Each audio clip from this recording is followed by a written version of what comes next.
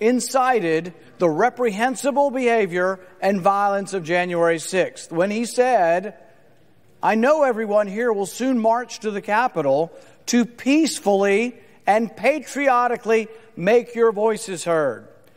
Peacefully and patriotically, hardly words of violence. But what of Democrat words? What of Democrat incitement to violence? No Democrat will honestly ask whether Bernie Sanders incited the shooter that nearly killed Steve Scalise and volunteer coach. The shooter nearly pulled off a massacre. I was there because he fervently believed the false and inflammatory rhetoric spewed by Bernie and other Democrats, such as the Republican health care plan for the uninsured is that you die. As this avowed Bernie supporter shot Steve Scalise, nearly killing him, and shot one of our coaches and 2 or 3 of our staff, he screamed, "This is for health care." Ask me or anyone if that's incitement. No Democrat will ask whether Cory Booker incited violence when he called for his supporters to get up in their face of Congress people, a very visual and specific incitement. No Democrat will ask whether Maxine Waters incited violence when she literally told her supporters, and I quote, that if you see a member of the Trump administration at a restaurant, at a department store, at a gas station, or any place, you create a crowd and you push back on them. Is that not incitement? My wife and I were pushed and surrounded and screamed at by this same type of mob that Maxine likes to inspire.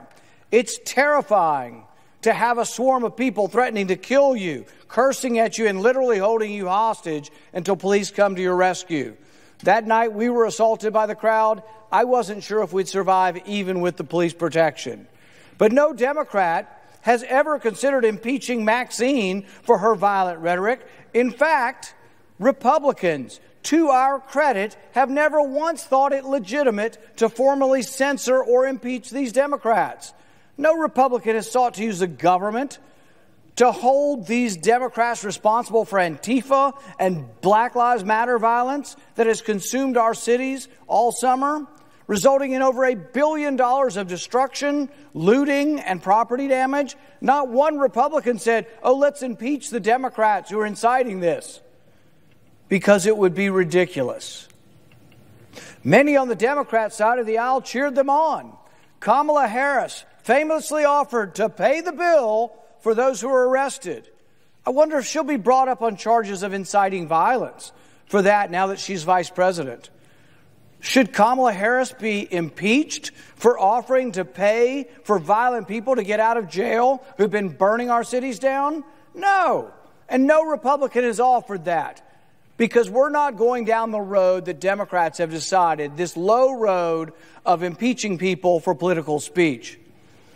Should Republicans impeach the Democrat mayor of Seattle, who incited and condoned violence by calling the armed takeover of part of her city a summer of love? Any Republicans try to impeach her? On June 8th, the New York Post, citing U.S. Justice Department statistics, reported that more than 700 law enforcement officers were injured during the Antifa Black Lives Matter riots. There were at least 19 murders, including 77-year-old retired police officer David Dorn. Yet Democrats insist on applying a test of incitement to a Republican that they refuse to apply to themselves. I want the Democrats to raise their hands if they have ever given a speech that says, "Take back, fight for your country." Who hasn't used the words fight figuratively? And are we going to put every politician in jail? Are we going to impeach every politician who has used the words fight figuratively in a speech? Shame. Shame on these angry, unhinged partisans who are putting forth this sham impeachment, deranged by their hatred of the former president.